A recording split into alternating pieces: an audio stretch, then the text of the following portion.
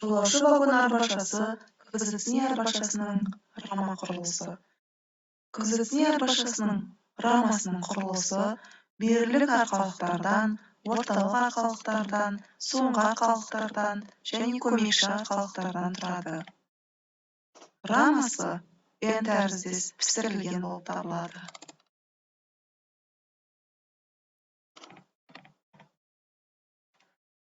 Келесі бөлігі ресурс арқалығы. Арбашаның ресурс арқалығы жоғарғы белдіктен, қаттылық қабырғасынан, бүйірлік беттен, төменгі беттен, сырғыма тіреуінен, гидравликалық тербеліс өшіргішінің кронштейнінен, поводок кронштейнінен және де вертикальды скользуннан және өкшелік астынан тұрады.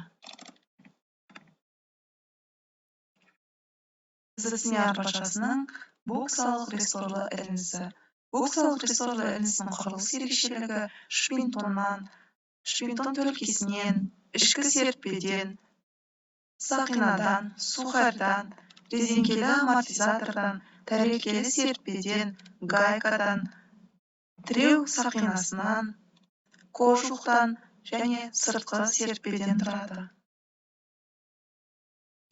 Боксалық рессорлы іліністер резеңкелі жапсырмадан, сақинадан, кожуқтан, цилиндрден, фрикционды сыналардан,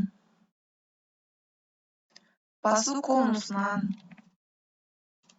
және де сақинадан тұрады. Және де ішкі және сыртқы серіппелерден тұрады.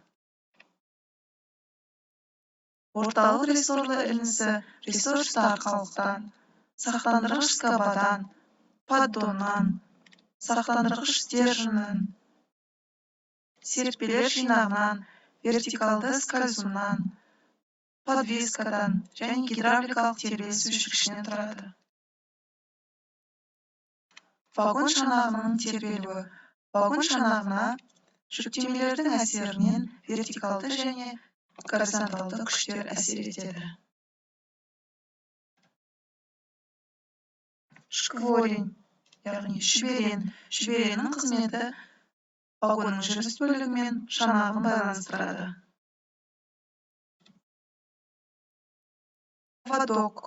Поводоктың қызметі арбашаның рамасы мен ресурсты арқалығын байланыстырады.